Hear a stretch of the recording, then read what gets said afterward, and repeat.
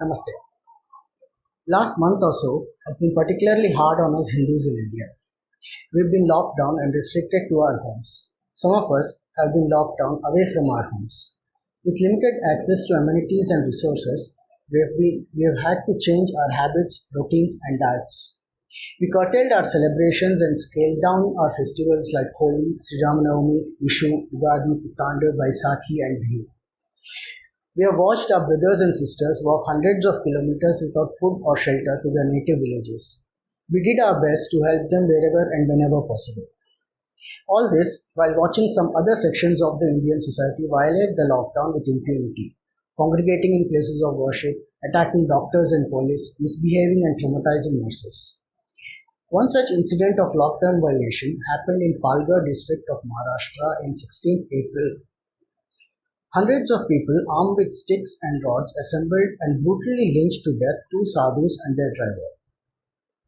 As per news reports, the two sadhus belonging to Juna Akhada, Kalpvrukshagiri Maharaj and Sushilgiri Maharaj, along with their driver Nilesh Telgade, were going from Mumbai to Surat to attend a funeral. They were stopped at a police checkpoint near Gadchinchile village, where they were surrounded by the mob who dragged them out of their car and proceeded to murder them. I'm not going to show the videos of the incident here. If you are interested, you can easily find them on Twitter or other social media platforms. What makes this incident even more worse is that it happened in the presence of the police. Not only did the police fail in their duty to protect the sadhus, but pushed them away into the bloodlusting mob. The news of this gruesome incident came out only a couple of days later on 18th of April.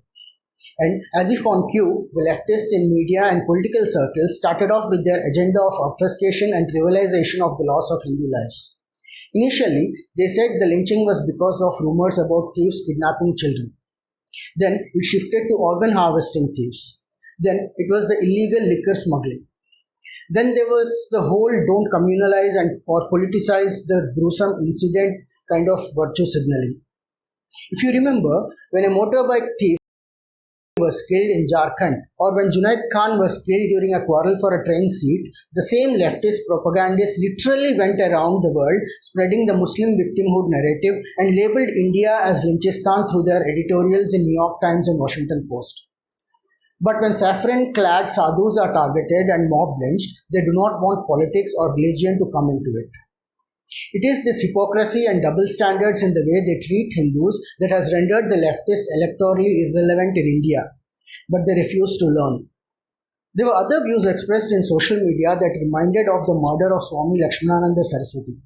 In 2008, Swami Lakshmanananda, along with 4 of his Sishyas, was murdered by Maoists in collusion with Christian extremists under similar settings in Kandhamal district of Orissa. If you haven't heard of Swami Lakshmanananda, he was the biggest roadblock in the path of soil harvesting conversion mafia in Orissa. Whatever is the true motivation behind the murder of the 2 sadhus and their driver in Palghar, we will have to wait for the police investigation and the judicial process to be completed for the truth to come out. This could take many years and we will wait till then. There is another, more important point that I want to make in the context of Palghar lynchings. The entire incident is emblematic of how Hindus have been treated by the Indian state since its inception in 1947. The policemen are the representatives of the state, and the hapless sadhus represent the condition of Hindu society. Look at how the poor sadhu holds on to the arm of the policeman, hoping that he would be saved from the mob. And what happens? He ends up dead. This is exactly what has been happening to us Hindus under the secular state. We have been mobbed from every side by hostile forces. And the Indian state that we had empowered to give us equality and security is not only turning a blind eye, but has become an active participant in our persecution. Our temples are being looted through both legal and illegal means. The government has made laws that allow it to take over control of any and every temple in this country, totally precluding Hindus from having any say in how they are run. It is not the devotees of a temple that decide what happens there, but the IAS Babus and secular ministers. And mind you, no other religious group has had to suffer this humiliation. Not only does the Indian state not meddle in the places of worship of any other religious group, it even supports them both legally and financially. This is the double standard and discrimination I'm talking about. There's an entire ecosystem of politically, ideologically, and financially motivated activists whose sole purpose is to malign, tar, and delegitimize every aspect of Hindu culture and tradition. They have launched unrelenting legal and propaganda campaigns aimed at proclaiming our very way of life as being illegal. And the Indian judiciary has often been a willing facilitator of this agenda. Whether it is the campaign against Dahi Handi or the celebration of Diwali or Holi or Ganeshotsav or the traditions in temples like Shanishinganapur and Sabarimala, the legal and propaganda war of the leftist Hindu phobes was aided and abetted by the state machinery. The judiciary has even invented a concept called the essentiality test, wherein the judges trained in secular jurisprudence will sit in judgment of whether a particular practice or tradition is essential to the practice of Hindu Dharma or not. This is the travesty called Indian secularism, where, as of today, Hindus do not even have access to many of the rights available in Indian Constitution. Take the RTA Act, for example. This is the law that allows the government to meddle in the functioning of schools. Even the private schools which do not get even a single paisa of support from the government. And do you know the most important aspect of the RTA Act? Just like with temples, it applies only to schools run by Hindus. It does not apply to any school run by the minority community, even if they are government aided. So, just like the government controls the temples but not churches or mosques or gurudwaras, Hindus, and only Hindus, do not have the freedom to establish and run schools in this country, thereby denying us the cultural and educational rights available to other religious groups. The less we talk about our educational system, the better. Our universities are like Hinduphobe manufacturing factories, populated as they are by faculty whose allegiance is not to truth but to leftist propaganda. You may have heard of Rahul Gandhi's magic machine. If you put aloo from one side, you can collect sona from the other. Most of our premier universities set up under his family's rule are also like that. You put in a normal young boy or girl in, and after 3 or 4 years comes out a deracinated, self-hating dummy. It then takes years of real-world experience with Indian secularism for them to come back to respecting the culture of their parents and grandparents. I'm not even going into how history is taught in our schools. Mostly because there is nothing in those textbooks that is true about Hindu history. And whatever is there is mostly Marxist post-truth.